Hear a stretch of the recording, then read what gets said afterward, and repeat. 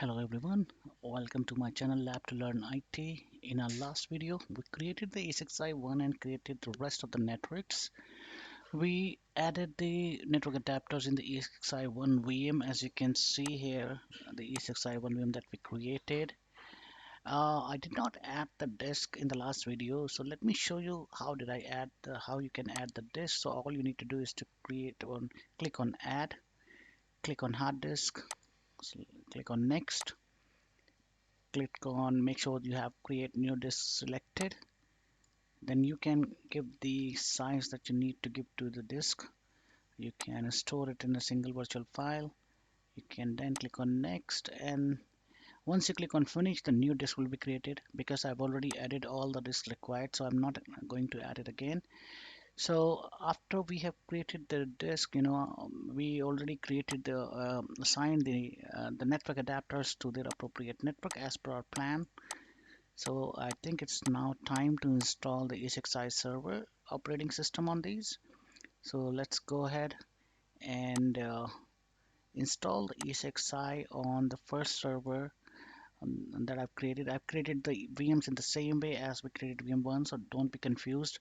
All you need to do is to create the 4 ESXi servers that are going to be part of our ESXi cluster, and then you can start to install the ESXi software. So what I've done, I have clicked on edit, and I have already provided the ISO for the ESXi VMware install visor. You can download it from the VMware site, the trial version of it. So once you provided the ISO, all you need to do is to click on power on. So once you click on power on, the installation starts. Let's wait for the screen to appear. So you see the installation has started. The installation is pretty straightforward, so don't be confused. All you need to do is to follow the prompts on the screen, and if you have configured the VMs appropriately, it will be done without any issues. So let's wait for the next screen to appear. So you can see that the version that we are installing right now is this.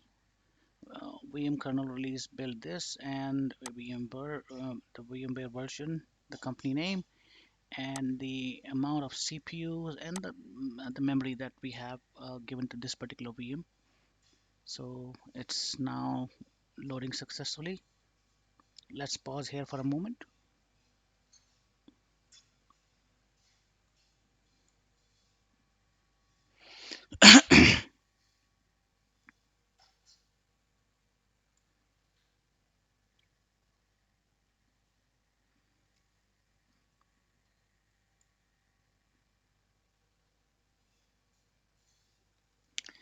So as you can see that we are on the screen where it is asking us to click enter to continue the installation. So I hit on enter.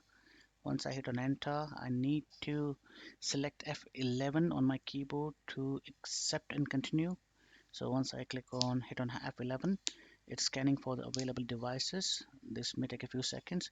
So as you can see right now, we have the first disk, the OS disk uh, of 150 GB selected. So since I intend to install it on the first disk itself, so I'm selecting the disk and hitting enter. I'm taking all the defaults, so US default. Here I need to give the root password that I'll be using to connect to this ESXi server. So let me provide the password.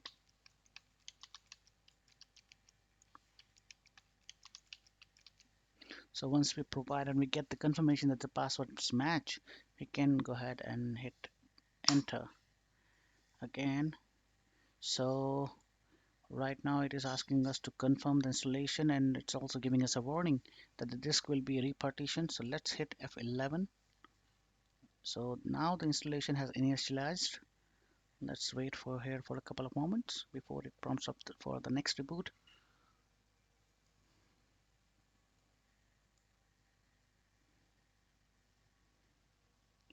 So as you can see, the installation has been done successfully. You can see the message we have got that the installation has been done successfully.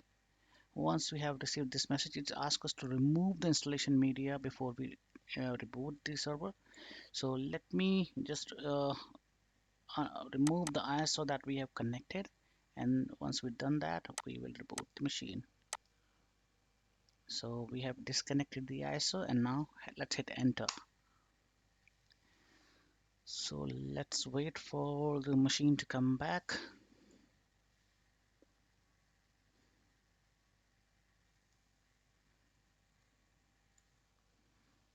So it is now, it is because we have already removed the ISO. Now it will try to reboot from the OS installation disk.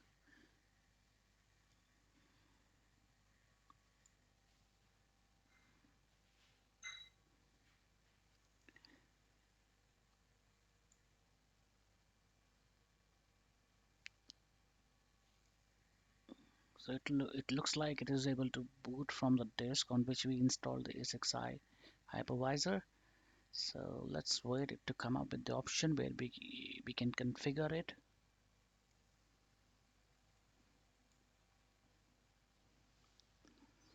So you can now see that it has come up with us to manage this host, and it's already got an IP address from the DHCP that we have configured on the pfSense firewall. But this is not the IP address that we're going to assign to this VM as per part of our plan. This ESXi server, because this is ESXi 4, the IP address that we intend to provide this one is .1.14.192.168.1.14. So let me go ahead and uh, click on F2 to customize. You can see that it is now at a screen. Sorry, sorry again.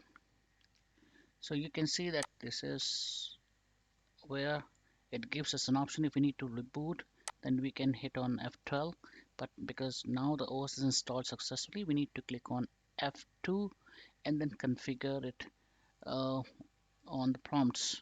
So let me hit F2, and now we need to provide the password that we have given at the time of installation. So now we can see that the configure password is set. We need to go to the configure management network. So once we hit that, we are given the screen for network adapter. You can see that the first NIC is selected. As we can see an X in it, it is connected. So this is the one that is going to be utilized for our management network on this ESXi servers and on the rest of the ESXi server. So I'm okay with this. So I'm hitting cancel here. I don't need to make any changes. Now, because we do not have the LAN set up, so we don't need to worry about this VLAN optional. Let's hit the IP configuration. So because right now, as you can see, it actually got the IP address from the DHCP configuration set up on our pfSense firewall. We need to select the next option. To select it, we need to press the space bar. Once we hit the space bar, we can now go ahead and provide it the IP address. And as per our discussion, as per our plan, since it is ESXi 4, we need to provide the IP address 192.168.1.14. Uh, the subnet mask is good, and it is appropriately pointing towards the pfSense firewall for default gateway. So let's hit enter now. Since do not have an IPv6 network, so we prefer to disable IPv6 on this. I make the selection by hitting the space bar and then hit enter. Once I've done that, I can go ahead and now configure the DNS.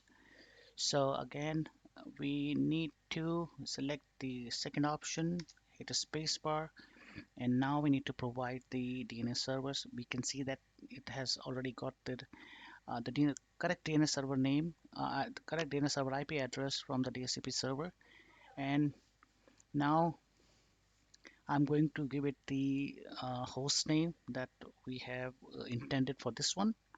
So we need to give it ESXi-4.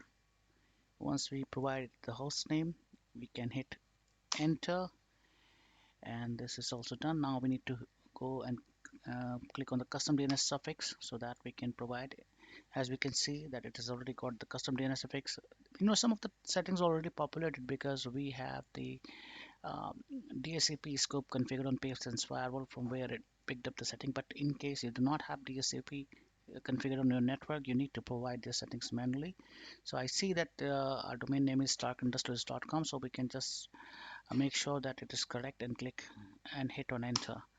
Once we hit on enter, in order for these settings to take effect, we hit on escape. Once we hit on escape, it asks us to apply the changes. So hit yes to apply the changes, and now it is going to take another reboot for it to apply the setting. So this is how you configure the ESXi server once you have installed the hypervisor OS on it. For the rest of the ESXi server, like for ESXi 3.2.1, you need to follow the same step for the installation as as for the initial configuration. And once you are done with initial configuration, we can proceed with the installation of the vCenter server. So let me know if you have any issue by providing your comments with the installation. If you have any queries, do let me know. And I will, when I make my next video, you will see that I will have all the ESXi servers installed as per plan that I already shared in previous videos, and we will install the vCenter server operating system.